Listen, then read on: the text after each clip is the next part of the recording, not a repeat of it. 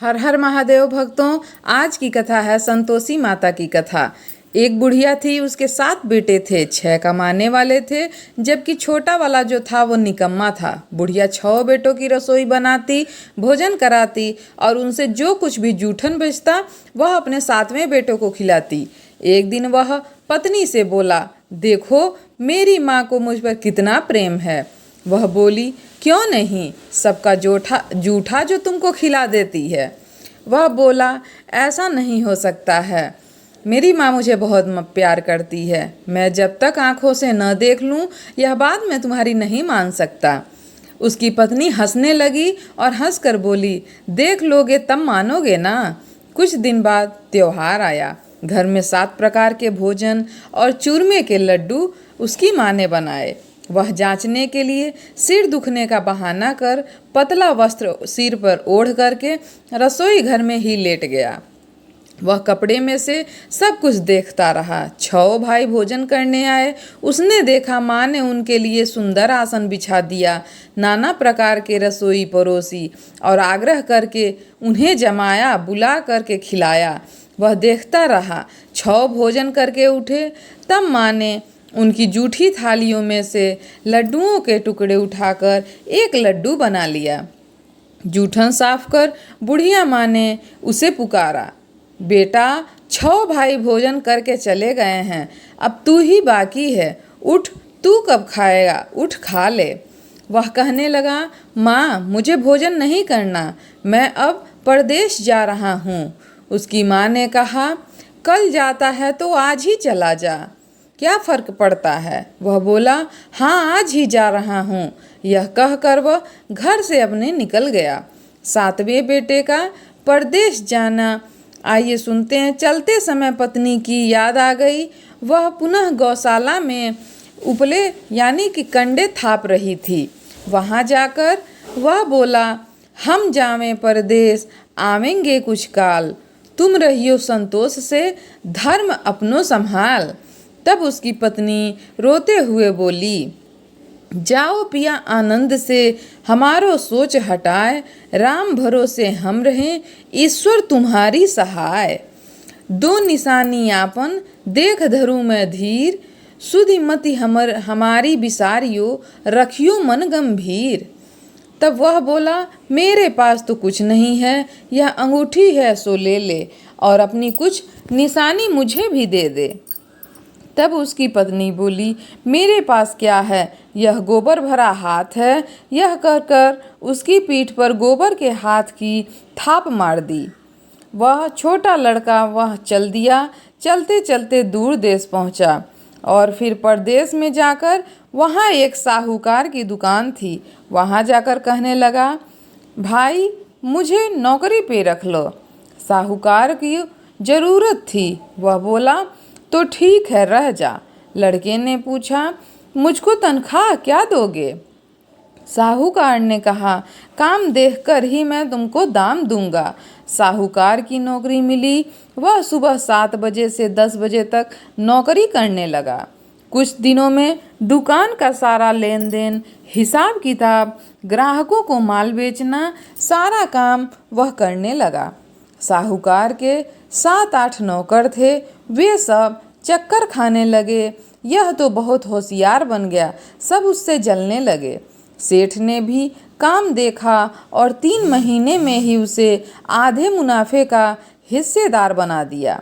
वह कुछ वर्षों में ही नामी सेठ बन गया और मालिक का सारा कारोबार उस मालिक ने उस पे छोड़कर चला गया। पति की अनुपस्थिति में सास का अत्याचार इधर बढ़ने लगा।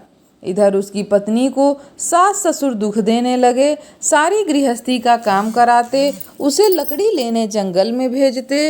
इस बीच घर के आटे से जो भूसी निकलती उसकी रोटी बनाकर रख दी जाती और फूटे नारियल की खोपड़ी में पानी दिया जाता। एक दिन वह लकड़ी लेने जा रही थी।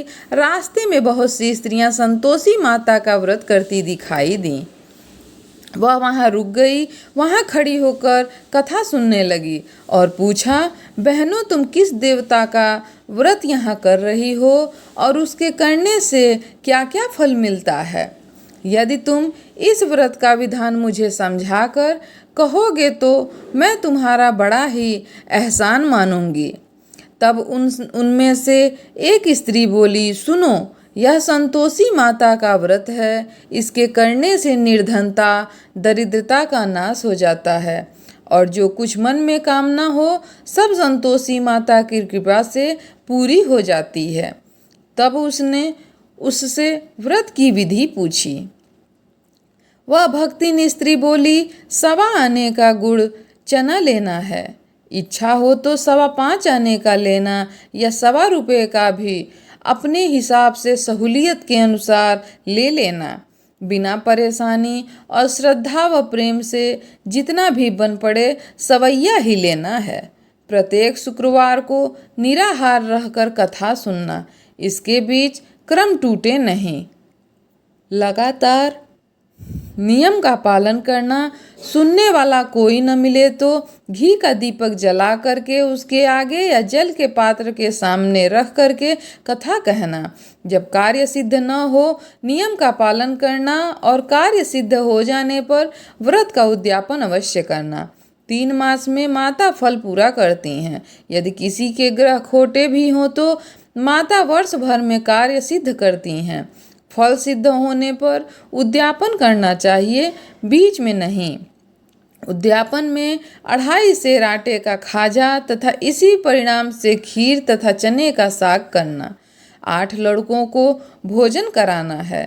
जहाँ तक मिले देवर, जेठ, भाई बंधु के हों, न मिले तो रिश्तेदारों या फिर पास पड़ोसियों को बुला लेना। उन्हें भोजन कराकर यथाशक्ति दक्षिणा देना। माता के नियम को पूरा करना। उस दिन घर में खटाई नहीं खाना है। यह सुन बुढ़िया के लड़के की जो बहू थी वह वहाँ से फिर चल दी। व्रत का प्रण कर ली। संतोषी माता उनको दर्शन दी। रास्ते में लकड़ी के बोझ को बेच दिया और उन पैसों से गुड़ चना ले माता के व्रत की तैयारी कर आगे चली और सामने मंदिर देखकर पूछने लगी, यह मंदिर किसका है? सब कहने लगे, यह मंदिर संतोषी माता का है। यह सुनकर माता के मंदिर में जाकर उनके चरणों में लेट करके रोने लगी। दीन हो विनती करने लगी, माँ मैं निपट अज्ञानी हूँ, व्रत के कुछ भी नियम नहीं जानती, मैं दुखी हूँ। हे माता जगत जननी, मेरा दुख दूर कर, मैं तेरी शरण में आ गई हूँ। माता को उस पर दया आ गई। एक शुक्रवार बीता कि दूसरे को उसके पति का पत्र आया और तीसरे शुक्रवार को उसका भेजा हुआ पैसा उस स्त्री को मिला। यह देख जेठ जेठानी उससे मुंह सिकोड़ने लगे। लड़के ताने देने लगे। काकी के पास पत्र आने लगे, रुपया आने लगा। अब तो काकी की खातिर बढ़ ही जाएगी। बेचारी सरलता से कहती, वह भैया कागज आवे रुपया आवे, हम सबके लिए ही अच्छा है। ऐसा कहकर आंखों में आंसू भरकर संतोषी माता के मंदिर में आ मातेश्वरी के चरणों में गिरकर वह रोने लगी। माँ, मैंने तुमसे पैसा कब मांगा है? मुझे पैसे की क्या काम है? मुझे तो अपना सुहाग से काम है। मैं तो अपने स्वामी के दर्शन मांगती हूँ। तब माता ने प्रसन्न होकर के कहा, जा बेटी, तेरा स्वामी अवश्य वापस आएगा। यह सुनकर खुशी से बावली होकर घर में जा कर के वह काम करने लगी।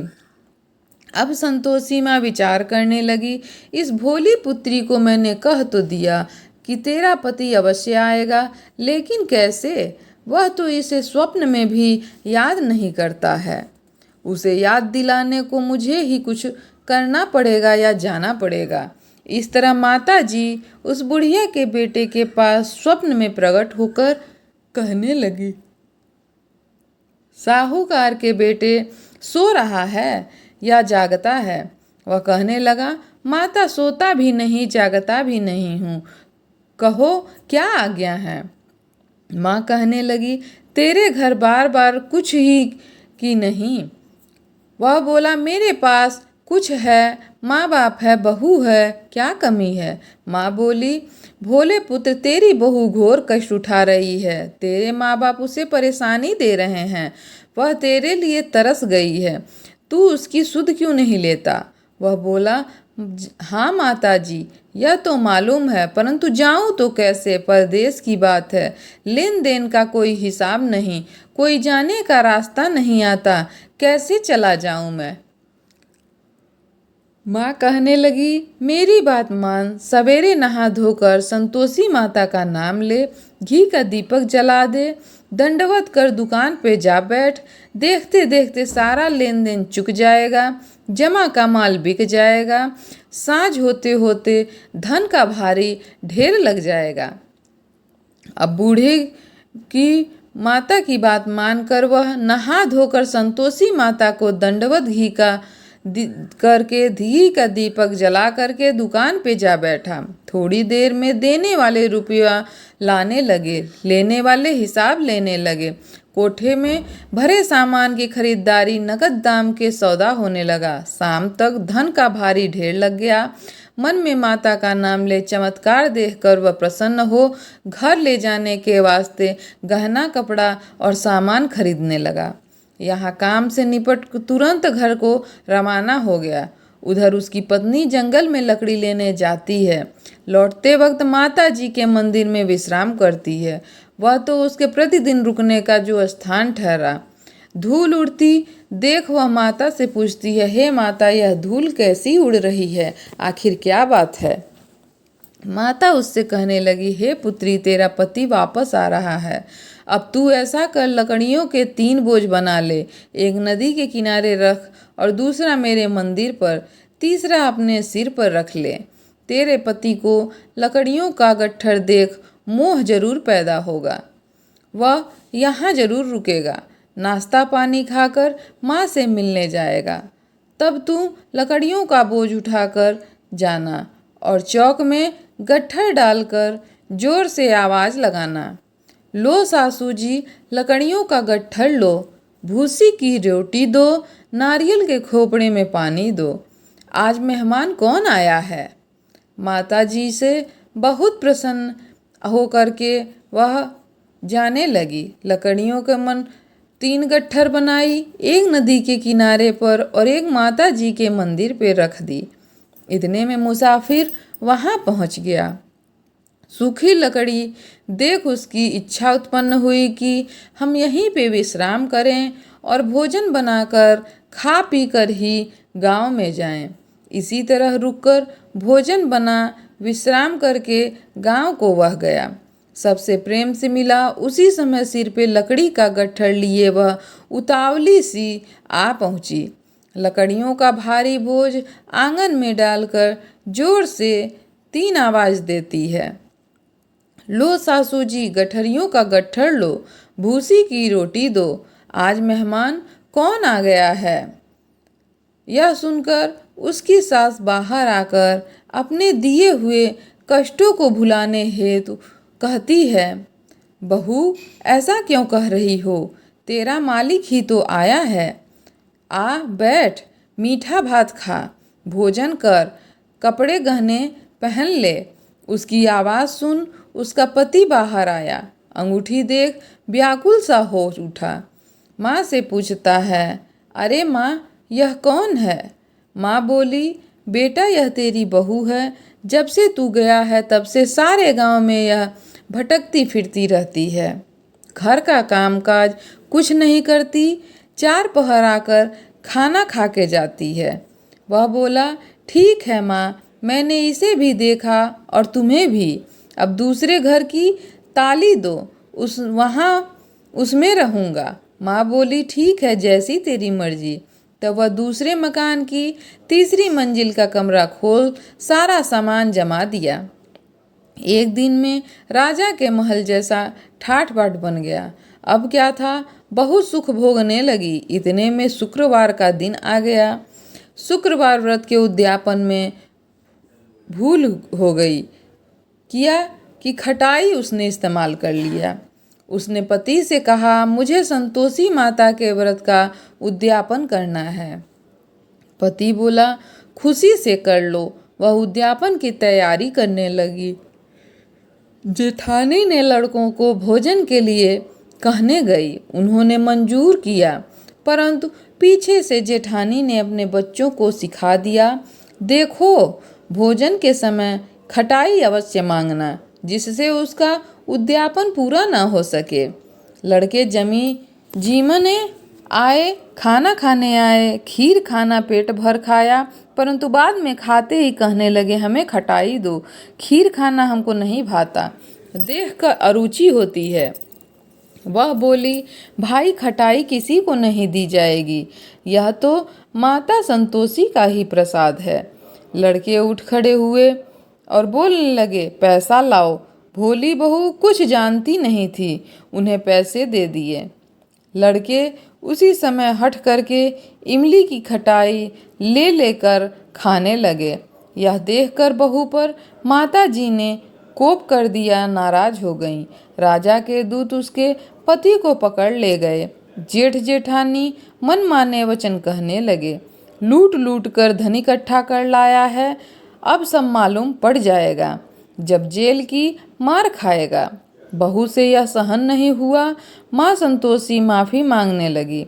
रोती हुई माता जी के मंदिर गई, कहने लगी, हे मादेश्वरी, तुमने यह क्या किया? हंसा कर अब भक्तों को रुलाने लगी। माता बोली, बेटी तूने उद्यापन करके मेरा व्रत भंग कर दिया है। वह कहने लगी, माता मैंने कुछ अपराध किया है? मैंने तो भूल से लड़कों को पैसे दे दिए थे, मुझे क्षमा कीजिए, मैं तो तुम्हारा उद्यापन कर रही थी और फिर करूँगी। माँ बोली, अब भूल मत करना। वह कहती है, अब भूल नहीं होगी, अब बतलाओ वे कैसे आएंगे, कैसे बुलाऊं? माँ बोली, जा पुत्री, तेरा पति तुझे रास्ते में आता हुआ मिल जाएगा। वह निकली, राह में पति दिख गया, वो आ रहा था। वह पूछी, कहाँ गए थे? वह कहने लगा, इतना धन जो कमाया है उसका टैक्स राजा ने मांगा था, वही भरने को चला गया था। वह प्रसन्न हो बोली, भला हुआ, अब घर को चलो। कुछ दिन बाद फिर शुक्रवार आया, फिर किया व्रत का उसने उद्यापन। वह बोली, मुझे फिर माता का उद्यापन करना है। पति ने कहा, करो। बहू फिर जेठ के लड़कों को भोजन को कहने गई। जेठानी ने एक दो बातें सुनाई और सब लड़कों को सिखाने लगी, तुम सब लोग पहले ही खटाई मांग लेना। लड़के भोजन से पहले कहने लगे, हमें खीर नहीं खानी, हमें कुछ अच्छा नहीं लग रहा, हमारा जी बिगड़ रहा है, हमें खटाई कुछ खाने को दे दो। वह बोली, खटाई किसी को नहीं मिलेगी, आना हो तो आओ। वह ब्राह्मण के लड़के ला करके भोजन कराने लगी। यथाशक्ति उसने दक्षिणा की जगह एक एक फल उन्हें दिया। संतोषी माता पुनः से प्रसन्न हो गईं। संतोषी माता उसको फल दी। माता की कृपा होते ही 9वें मास में उसके चंद्रमा के समान सुंदर सा पुत्र प्राप्त हुआ। पुत्र को प्राप्त करके प्रतिदिन माता जी के मंदिर को वह जाने लगी और पूजा करने लगी। माँ ने सोचा, यह रोज आती है, आज क्यों न इसके घर मैं चलूं। यह विचार कर माता ने भयानक रूप बनाया। गुड़ चने से सनामुख, ऊपर सूंड के समान होठ, उस पर मक्खियाँ भिनभिना रही थीं। ऐसा ही रूप बना करके वह देहली पे पैर रखते ही उसकी सास चिल्लाई, देखो रे, कोई चुड़ैल डाकनी चली आ रही है, लड़कों इसे भगाओ, नहीं तो किसी को खा जाएगी। लड़के भगाने लगे, चिल्लाकर खिड़की बंद करने लगे। बहू रोशनदान में से देख रही थी। प्रसन्नता से पगला करके वह चिल्लाने लगी, आज मेरी माता जी मेरे घर आई हैं। वह बच्चे को दूध पीने से हटाती है, इतने में सास का क्रोध फट पड़ता है। वह बोली, क्या उतावली हुई है, बच्चे को पटक दिया। इतने में माँ के प्रताप से लड़के ही लड़के नजर आने लगे। वह बोली, माँ, मैंने जिसका व्रत करती हूँ यही संतोषी माता हैं। वह स्वयं आ गई हैं। सबने माता जी के चरण पकड़ लिए और विनती कर कहने लगी, हे माता, हम मूर्ख हैं, हम अज्ञानी हैं, तुम्हारे व्रत की विधि हम नहीं जानते हैं। व्रत भंग कर हमने बहुत ही अपराध पाप किया है। जग माता आप हमारा अपराध क्षमा करो। इस प्रकार माता प्रसन्न हुई, बहू को प्रसन्न होने का फल दिया। वैसा माता सभी को प्रसन्न होने का फल दें। जो पढ़े उसका मनोरथ पूर्ण हो, जो सुने उसका भी मनोरथ माता अवश्य पूर्ण करें। हर हर महादेव। माँ संतोषी आप सभी पर कृपा बनाए रखें।